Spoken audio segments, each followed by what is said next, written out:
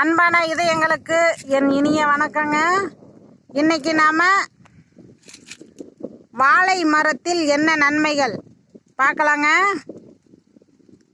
மரம் தார் போட்ட பிறகு அந்த மரம்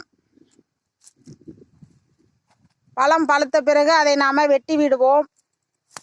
அந்த வெட்டின இடத்தில் அந்த மரத்தில்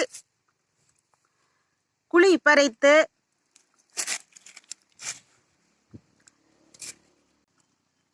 சிறிதளவு சீரகம் சேர்த்து நாங்கள் வைத்திருந்தோம்.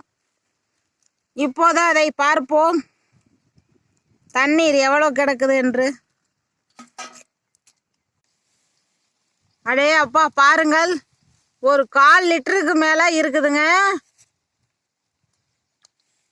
இதை நாம் காலையில் வெறும் வயிற்றில் இதை குடிக்கணும். 1 டம்ளர் நாம் குடித்தோம்னா கிட்னியில் கல்லே வராது. கிட்னி பாதித்தவங்களும் தினசரி காலையில் டீ காஃபி குடிக்கக்கூடாதுங்க. இதை நாம் குடித்தோம்னா கல் கரைக்கும், கிட்னியில் கல்லே வராதுங்க. சின்னவங்கிலிருந்து பெரியவங்க வரைக்கும் தினசரி காலையில் 1 டம்ளர் இதை குடிக்கணுங்க. வாழை மரம் வெட்டிய பிறகு இந்த மாதிரி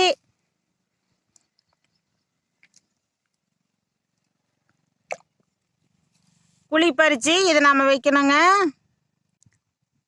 பாருங்க, இப்போ நம்ம வாழை மரத்து தண்ணீரை நாம் இப்போ சேகரிக்க போகிறோங்க. இந்த மாதிரி வடிகட்டிக்கணும்.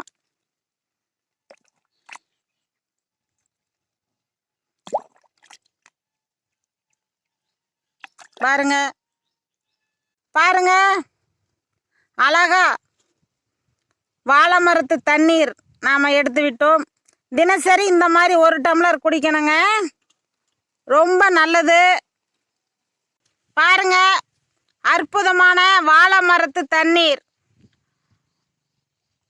தார் போட்ட பிறகு பழம் பழுத்த பிறகு நாம் வெட்டி அந்த மரத்தில் தண்டு எடுத்து வணக்கலாம்.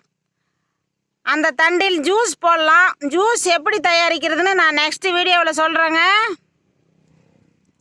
தினசரி 1 வாரம் நாம் இந்த தண்ணீர் குடிக்கணும். ரொம்ப சுவையாக இருக்கும், துவர்ப்பு தன்மை இருக்குங்க. பார்த்து பயனடைங்க.